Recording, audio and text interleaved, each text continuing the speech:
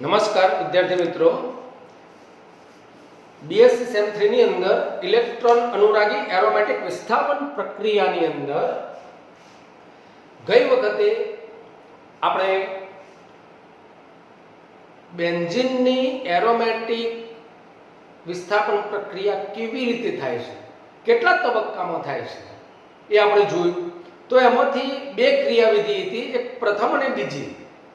પ્રથમ ક્રિયાવિધિ એક જ તબક્કામાં થતી હતી, બીજી ક્રિયાવિધિ બે તબક્કામાં થતી હતી. તો આ બંનેમાંથી સાચી કઈ છે? તો એના માટે બે પદ્ધતિઓ છે, આપણે અભ્યાસ કરવાનો છે. એક મધ્યસ્થીનું અલગીકરણ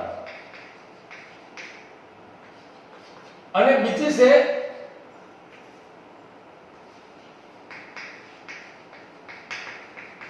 આઇસોટોપ અસર. મધ્યસ્થીનું અલગીકરણ કેવી રીતે થાય છે તો આપણે એ જોઈએ કે ઘણા બધા વૈજ્ઞાનિકોએ ઘણી બધી પ્રક્રિયાઓ કરી.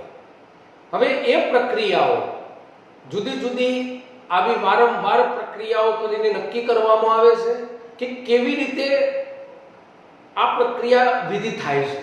એક તબક્કામાં થાય છે કે બે તબક્કામાં થાય છે? તો એના માટે સૌપ્રથમ બેન્ઝો ટ્રાયફ્લોરાઇડ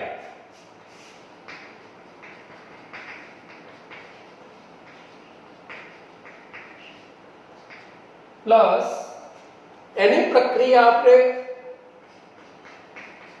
નાઇટ્રિલ ફ્લોરાઇડ પ્લસ બોરોન ટ્રાયફ્લોરાઇડ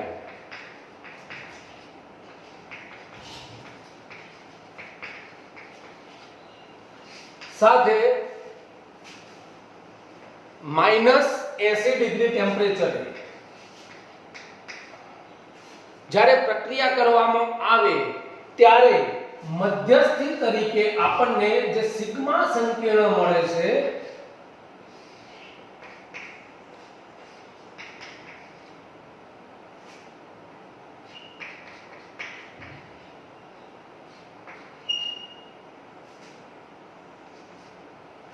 એટલે કે અહીંથી BF3F ને લઈને BF4 માઈનસ બનશે. અહીંથી નાઇટ્રોનિયમ આયન ઉત્પન્ન થાય છે, જે નાઇટ્રોનિયમ આયન ઇલેક્ટ્રોન અનુરાગી પ્રક્રિયક બને છે, જે બેન્ઝીન કેન્દ્ર સાથે એ મેટા સ્થાન ઉપર જોડાય છે, કારણ કે CF3 મેટા નિર્દેશક છે. હવે મેટા સ્થાન ઉપર જોડાય છે અને અહીં સિગ્મા સંકીર્ણ બને છે. હવે આ જે સિગ્મા સંકીર્ણ બન્યું છે, આ સિગ્મા સંકીર્ણને અલગ પાડી શકાય છે અને અલગ પાડવામાં આવ્યું તો આ પીળો સ્ફટિકમય પદાર્થ છે. એટલે કે સિગ્મા સંકીર્ણ અલગ પડે છે. બીજા ઝડપી તબક્કાની અંદર આ સિગ્મા સંકીર્ણમાંથી એને સહેજ ગરમ કરવામાં આવે. ગરમ કરો એટલે -50 ડિગ્રી સેન્ટીગ્રેડ તાપમાને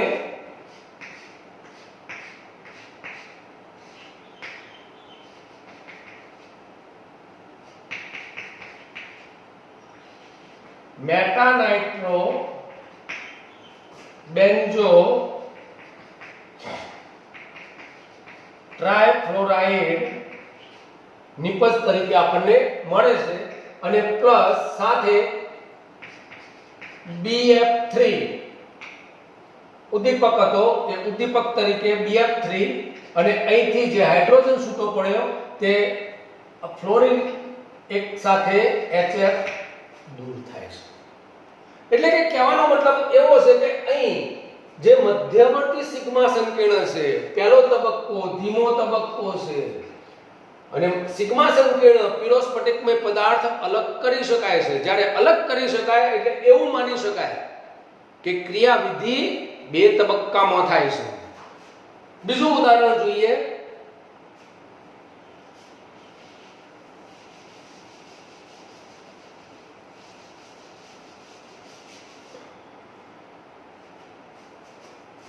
મેસેટિલિન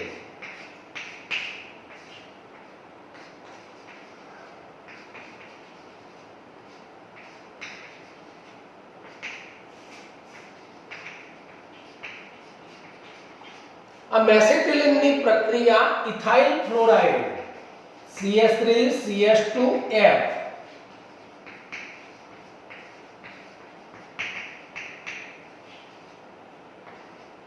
ethyl fluoride plus BF3 boron trifluoride સાથે -80 ડિગ્રી ટેમ્પરેચરની પ્રક્રિયા જ્યારે કરવામાં આવે ત્યારે આપણને સિગ્મા સંકીર્ણ બને છે અને અહીંથી BF3 અને F plus BF4 minus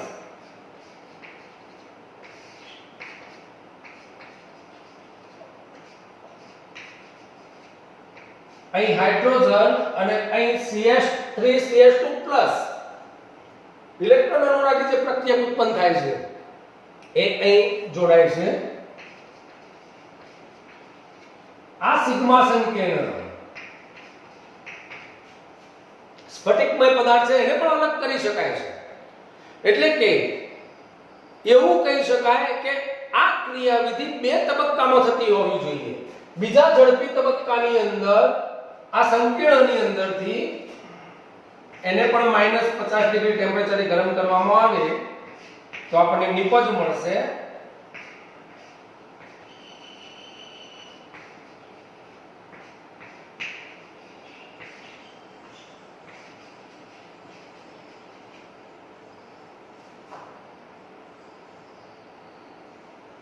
One, 2, 4, 6 trimethyl ethyl benzene plus BF3 plus HF. એટલે કે આમ આવી પ્રક્રિયાઓ સિગ્મા સંકીર્ણની ઉત્પત્તિના પુરાવા રૂપ ગણી શકાય છે. એટલે કે સિગ્મા સંકીર્ણ બને છે અને ક્રિયાવિધિ બે તબક્કામાં થાય છે. હવે આપણે જોઈએ બીજી આઇસોટોપ અસર.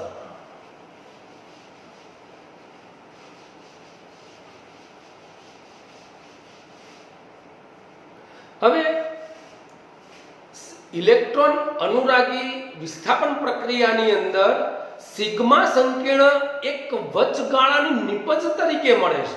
આપણે હાલ જોયું કે સિગ્મા સંકીર્ણ જો છૂટું પાડી શકાતું હોય તો એનો મતલબ એવો છે કે એક વચગાળાની નિપજ તરીકે મળે છે, નહીં કે સક્રાંતિ અવસ્થા. સક્રાંતિ અવસ્થા આપણે કહીએ છીએ પણ ખરેખર તો નિપજ તરીકે આપણને મળી છે. તો આવી ક્રિયાવિધિ બે તબક્કામાં થાય છે. આઇસોટોપ અસરની અંદર જોઈએ કે બેન્ઝીનના જુદા જુદા આઇસોટોપિક વ્યુત્પન્ન ડ્યુટેરો, ટ્રિશિયો નું નાઇટ્રેશન કરીએ. દાખલા તરીકે આ બેન્ઝીન લીધું છે. હવે બેન્ઝીનની અંદર એક પ્રોટોનની જગ્યાએ ડ્યુટેરિયમ હોય, ટ્રિશિયમ હોય, તો ડ્યુટેરો, ટ્રિશિયો આવા જે સંયોજનો છે એનું નાઇટ્રેશન કરવામાં આવે. એક પ્રોટોનની જગ્યાએ આવો દાખલ કરી દીધો છે અને એનું જ્યારે નાઇટ્રેશન કરવામાં આવે તો એનો નાઇટ્રેશનના દર બેન્ઝીનનું સીધું નાઇટ્રેશન કરીએ એ જ પ્રમાણે જોવા મળે છે.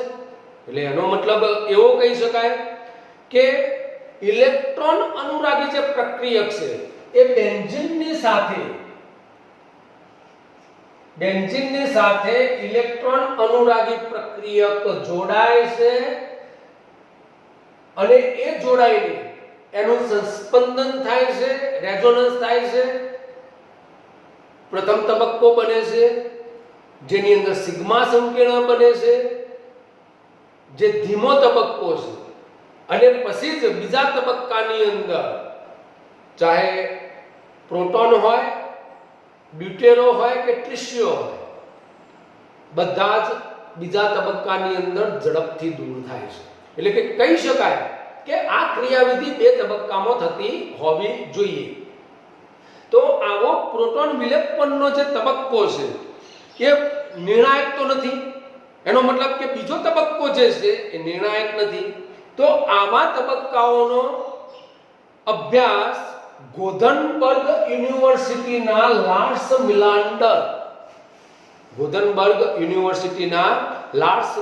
મિલાન્ડર અને તેના સહકાર્યકરોએ આવા શ્રેણીબંધ એરોમેટિક સંયોજનો ડ્યુટેરિયમ અને ટ્રિટિયમ વડે અંકિત કરી દીધા અને એનો અભ્યાસ કર્યો.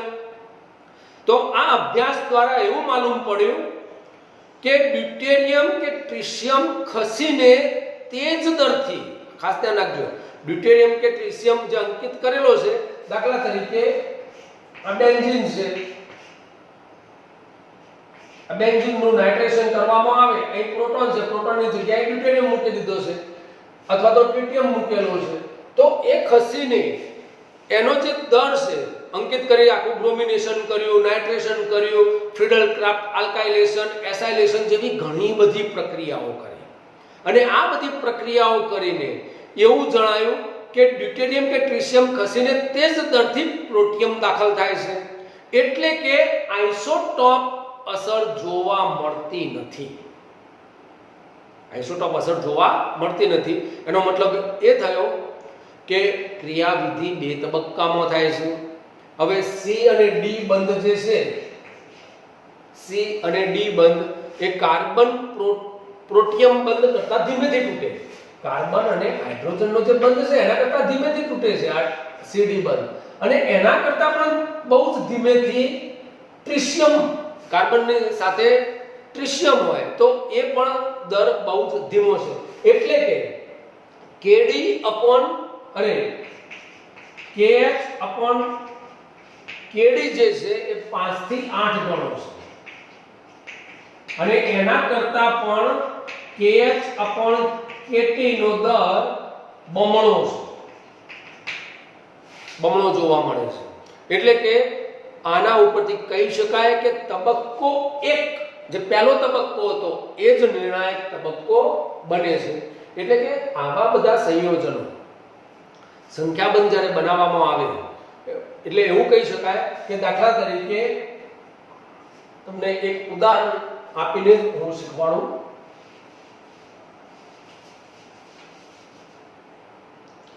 કે બેન્ઝીન છે એનું નાઇટ્રેશન આપણે કરીએ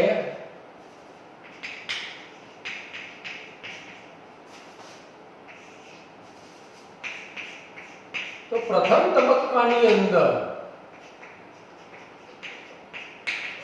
આ બને છે, સિગ્મા સંકીર્ણ બને છે, જે ધીમો તબક્કો છે, વેગ નિર્ણાયક. એટલે પ્રક્રિયા વેગનો આધાર હંમેશા ધીમા તબક્કા ઉપર હોય છે, જે વેગ નિર્ણાયક તબક્કો છે. અને બીજા ઝડપી તબક્કાની અંદર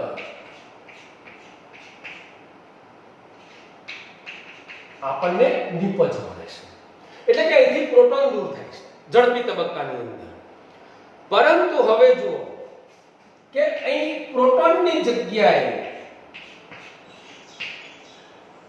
અહીં પ્રોટોન હતો CH, આની જગ્યાએ આપણે ડ્યુટેરિયમ મૂકીએ છીએ.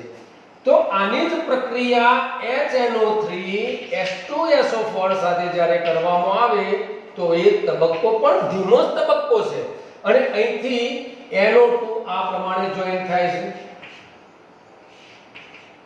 એ ડ્યુટેરિયમ જે અંકિત કરેલો છે, આ પ્રોટોન અહીં આ કાર્બનને અંકિત કરેલો છે એમના એમ જ રહેશે અને NO2 બનશે.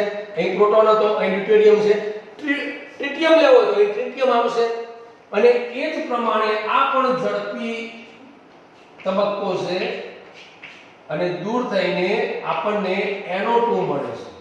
હવે આ ખાસ ધ્યાન રાખવાનું છે કે અહીંથી પ્રોટોન વિલોપનનો જે તબક્કો છે એના કરતા CD બંધ જે છે થોડો ધીમેથી તૂટે છે, હાલ જે આપણે રેશિયો જોયો એ પ્રમાણે, અને એના કરતા પણ જો ટ્રિશિયમ લીધો હોય તો થોડો ધીમેથી તૂટે છે. પણ આ તબક્કો જે પ્રથમ તબક્કો જે ધીમો છે એના કરતા આ તબક્કો ફાસ્ટ છે. પ્રક્રિયા વેગનો આધાર હંમેશા આ ધીમા તબક્કા ઉપર જ હોય છે. એટલે કે આવા કેટલાય અભ્યાસો દ્વારા જાણવા મળ્યું કે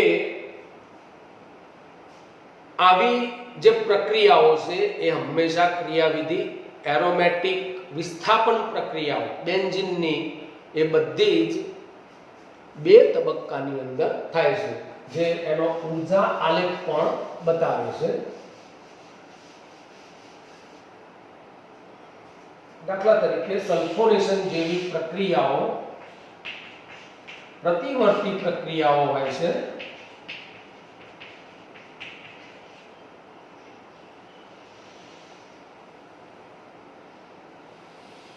નિપજોની શક્તિ વધારે હોય છે. અહીં પ્રક્રિયક છે.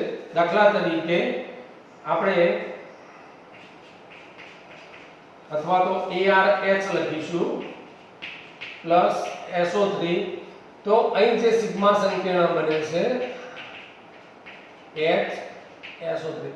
ઘણી વખતે આ પ્રક્રિયા આપણને પ્રતિવર્તી જોવા મળે છે, પરંતુ જો અહીં ડ્યુટેરિયમ લીધો હોય તો અહીંથી આ થોડો આ તૂટવાનો જે દર છે એ વધે છે. નિપજની શક્તિ તો ઓછી જ છે, પણ આ જે દર છે કે ઝડપથી જે તૂટે છે એ ઝડપથી નહીં, પરંતુ અહીંથી ધીમે ધીમે ધીમે તૂટે છે. જો ટ્રિશિયમ લીધો હોય અહીં તો એના કરતા પણ ઉપર જાય છે. મોટાભાગની સલ્ફોનેશન પ્રક્રિયાઓ જે છે એ પ્રતિવર્તી પ્રક્રિયાઓ હોય છે, કારણ કે બંને ગ્રાફ સરખા જેવા થાય છે. એ આગળ હજુ આપણે જોઈશું એટલે એની અંદર એ બતાવીશું. હવે બેન્ઝીનની મોટાભાગની જે પ્રક્રિયાઓ છે, એરોમેટિક વિસ્થાપન પ્રક્રિયાઓ, જેનો હવે આપણે અભ્યાસ કરીશું ડીપની અંદર. તો સૌપ્રથમ બેન્ઝીનની સાથે જે વિશિષ્ટ પ્રક્રિયાઓ છે, ખૂબ જ ઉપયોગી છે. એની અંદર હેલોજિનેશન, એની અંદર ક્લોરિનેશન અને બ્રોમિનેશન ખૂબ જ આપણને ઉપયોગી જોવા મળે છે. અને આ પ્રક્રિયાઓ જે બેન્ઝીનની પ્રક્રિયાઓ થાય છે એની અંદર લાગુ પડતી શરતો અને પ્રક્રિયકો બધા ઇલેક્ટ્રોન અનુરાગી છે.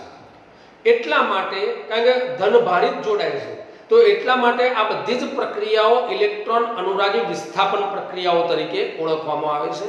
મિત્રો, ધોરણ 12 ની અંદર તમે લગભગ આ બધી પ્રક્રિયાઓનો 11-12 ની અંદર અભ્યાસ કરેલો હશે, છતાં પણ અહીં આપણે મિકેનિઝમ સાથે એનો અભ્યાસ કરીશું કે આ પ્રક્રિયાઓ જુદી જુદી રીતે કેવી રીતે થાય છે, કેટલા તબક્કાની અંદર થાય છે, અને આ પ્રક્રિયાઓ કેવી છે, કઈ છે. તો આ વિશિષ્ટ પ્રક્રિયાઓ મુખ્યત્વે 5 પ્રકારની છે. મિત્રો, હવે તમને આ ખાસ એ જણાવી દઉં કે આપણે જે એરોમેટિક સંયોજન, અહીં આપણને પુષ્કળ પ્રમાણમાં આપણે પેટ્રોલિયમ પદાર્થો અથવા તો ખનિજ કોલસો જે છે એની અંદરથી પુષ્કળ પ્રમાણમાં ઓર્ગેનિક પદાર્થો મળે છે. એની અંદર બેન્ઝીન હોય, નેપ્થેલિન હોય.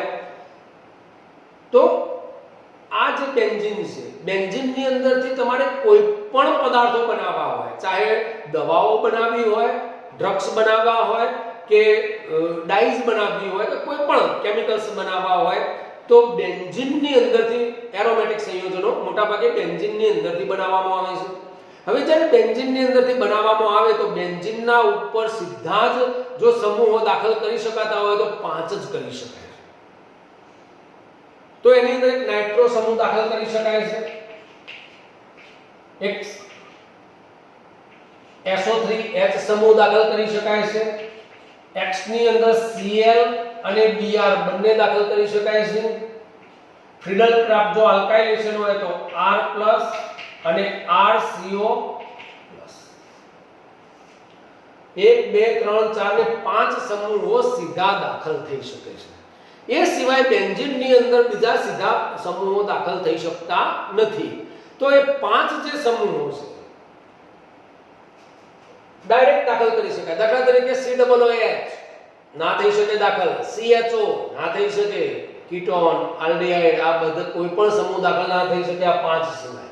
આની અંદરથી પછી આગળ કન્વર્ટ કરવું પડે. તો બેન્ઝીનની આ મુખ્ય 5 પ્રક્રિયાઓ છે.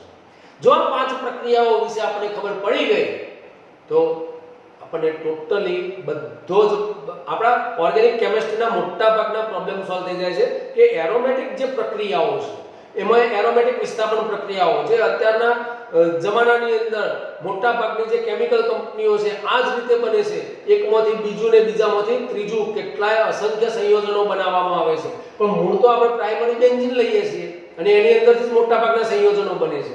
તો આ 5 પ્રક્રિયાઓ વિશે આપણને જો ખબર પડી ને કેવી રીતે દાખલ થાય છે, કયા સમૂહો એમાંથી બનાવી શકાય છે, આ બધું આપણે આગળ અભ્યાસ કરીશું. તો આ 5 પ્રક્રિયાઓ કેવી રીતે છે, કેવી રીતે અભ્યાસ થાય છે એ આવતી વખતે આપણે નેક્સ્ટ લેક્ચરની અંદર જોઈશું. થેન્ક યુ મિત્રો.